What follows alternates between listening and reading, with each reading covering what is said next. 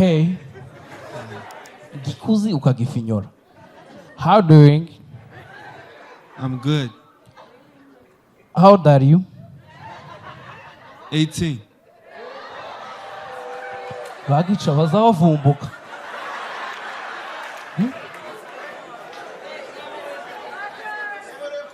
Ikindi se ndabaza iki.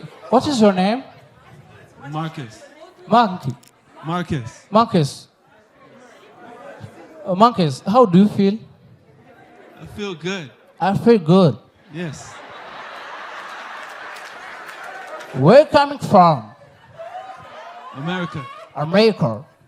America. America. Yeah. I Burundi urahazi? Yeah? Ah, okay. Se kumugabo nambaze ndavuga gute? You question me. Tibivuga itsese? At me. Yeah. You question at me. Where are you from? Mulenge.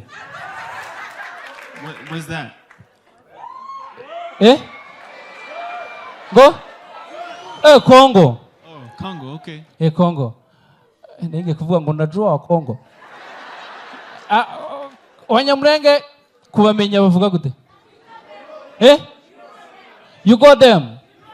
You know them Wanyamulenge? Yes.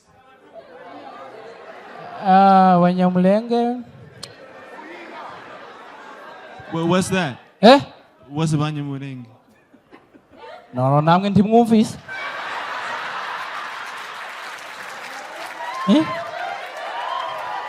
No, nagize ikibazo.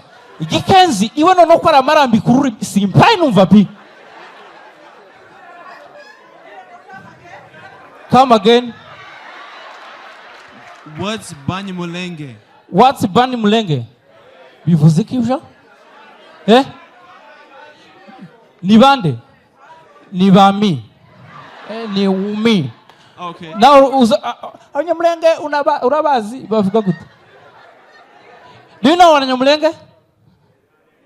I know you.